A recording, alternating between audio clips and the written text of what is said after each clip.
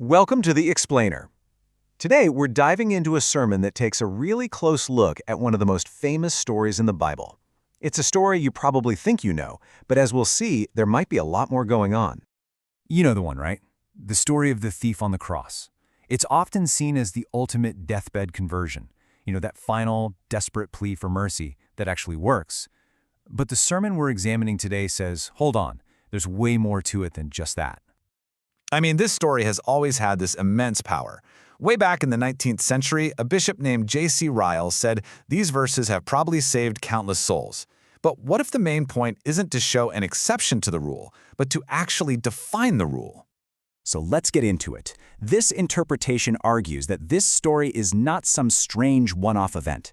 Instead, it's a perfect blueprint, a step-by-step model of what genuine saving faith looks like. And the whole argument starts by completely rethinking who this man on the cross really was. To build its case, the sermon first has to totally reframe our image of this man. It argues that calling him a simple thief is, well, a massive understatement.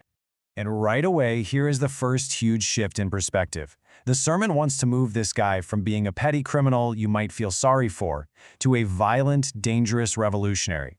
We're talking about someone whose hands were very likely stained with blood. You see, the Gospel of Luke doesn't just call him a thief, it uses the word malefactor. Now, that's not just some throwaway term. It literally means an evildoer, a word that was typically reserved for a serious, high-level criminal, someone who did evil on a big scale.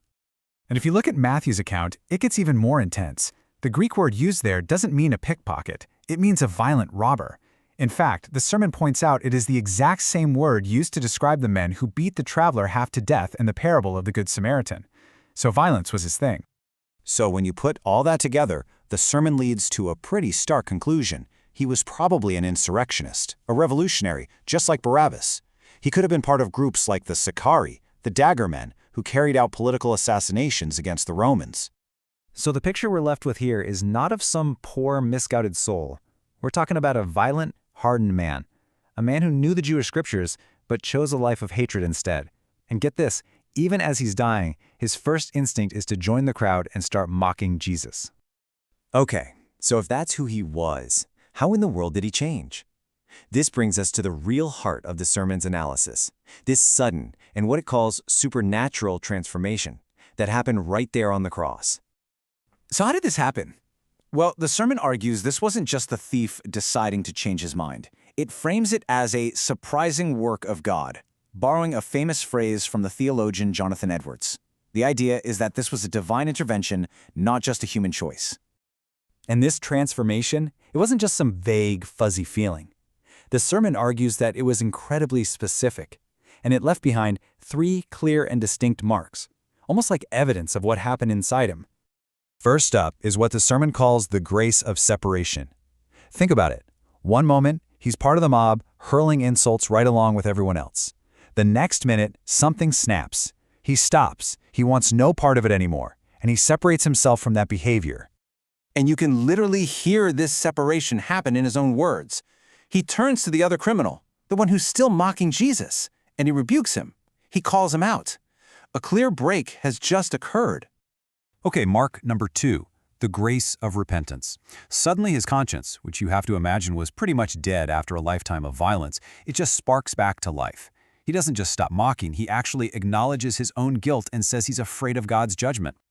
He makes 0 excuses. There's no blaming his upbringing, no blaming the Roman occupation. It's just this raw, honest confession. We deserve this. From this theological viewpoint, that's what true repentance sounds like. And that brings us to the third and final mark, the grace of faith. This isn't just a vague belief. The sermon argues he suddenly has this crystal clear understanding of who Jesus really is. He calls him Lord, which is an act of worship. He declares that Jesus is innocent, and most importantly, he trusts him as a king who has a future kingdom. So you've got this separation, this repentance, and this faith. All 3 of these marks build up to the incredible climax of the story, a direct exchange between the thief and Jesus that seals his fate.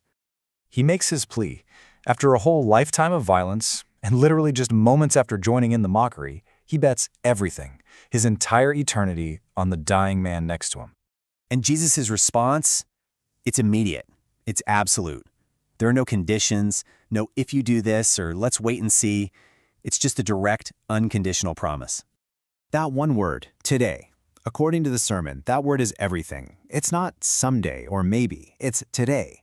It means the deal is done, forgiveness is total, and it's instantaneous. There's no probationary period, no penance to perform, it's finished. And this is where it all lands. This is the big takeaway from the sermon.